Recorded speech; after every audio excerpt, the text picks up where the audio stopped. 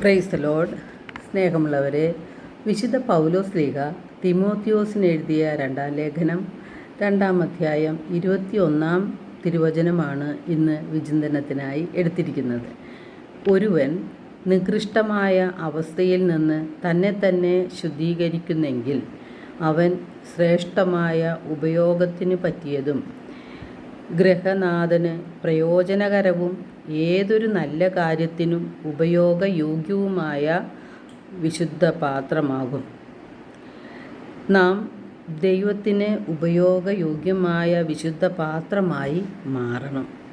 നാം ഓരോരുത്തരെക്കുറിച്ചും ദൈവത്തിന് പ്രത്യേക പദ്ധതികളുണ്ട്. നാം നിറവേറ്റേണ്ട വ്യത്യസ്തങ്ങളായ ഉത്തരവാദിത്തങ്ങളും ഉണ്ട്. ദൈവത്തിൻ്റെ പദ്ധതിയെ തകിടം മറിക്കുവാനാണ് സാത്താൻ നിരന്തരം പരിശ്രമിച്ചു കൊണ്ടിരിക്കുന്നത്. സാത്താൻ്റെ കെണിയിൽ നാം പെട്ടുപോകരുത്. അപ്പോൾ നാം നികൃഷ്ടമായ അവസ്ഥയിൽ എത്തിച്ചേരുകയാണ്. സാത്താൻ്റെ കെണിയിൽ നാം വീണാൽ നാം നികൃഷ്ടമായ അവസ്ഥയിൽ എത്തിച്ചേരുന്നു. അതിനാൽ നാം ജാഗരൂകരായിരിക്കണം.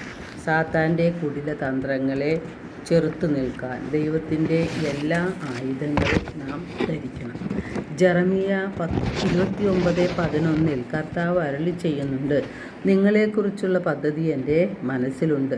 നിങ്ങളുടെ നാശത്തിനുള്ളതല്ല, ക്ഷേമത്തിനുള്ള പദ്ധതിയാണ്. നിങ്ങൾക്ക് ശുഭകരമായ ഭാവിയും പ്രത്യാശയും നൽകുന്ന പദ്ധതി. അപ്പോൾ നിങ്ങൾ എന്നെ വിളിച്ചപേക്ഷിക്കും, എൻ്റെ അടുക്കൽ വന്ന് പ്രാർത്ഥിക്കും, ഞാൻ നിങ്ങളുടെ പ്രാർത്ഥന ശ്രവിക്കും. പാപം ചെയ്ത് സ്വർഗരാജ്യം നഷ്ടപ്പെട്ട ദൈവമക്കളെ വീണ്ടെടുക്കുന്നതാണ് രക്ഷാകര പദ്ധതി. കുരിശിൽ നമുക്ക് വേണ്ടി യേശുനാഥൻ ജീവൻ ബലിയർപ്പിച്ചു. അങ്ങനെ സ്വർഗ കവാടം നമുക്ക് തുറന്നു തന്നു.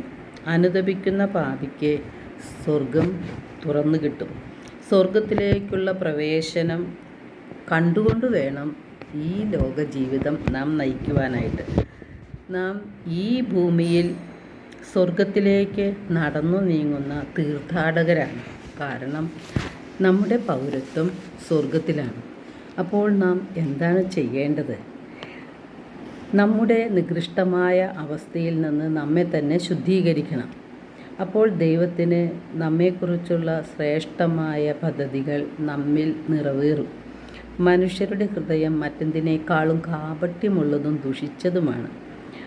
ജോയേൽ 2:13 കർത്താവ് അരുളി ചെയ്യുന്നു, നിങ്ങളുടെ ഹൃദയമാണ് വസ്ത്രമല്ല കീറേണ്ടത്, നിങ്ങളുടെ ദൈവമായ കർത്താവിങ്കിലേക്ക് മടങ്ങുവിൻ. ജെറമിയ 4:14 കർത്താവ് അരുളി ചെയ്യുന്നു, നിന്റെ ഹൃദയത്തിൽ നിന്ന് ദുഷ്ടത കഴുകിക്കളയുക, എന്നാൽ നീ രക്ഷപ്പെടും. എത്ര നാളാണ് നീ ദുഷിച്ച ചിന്തകളും പേറി നടക്കുക? അപ്പോൾ നമ്മുടെ ഹൃദയത്തെ നമുക്ക് വിശുദ്ധീകരിക്കണം. എങ്ങനെ നമുക്ക് ശുദ്ധീകരിക്കാൻ കഴിയും?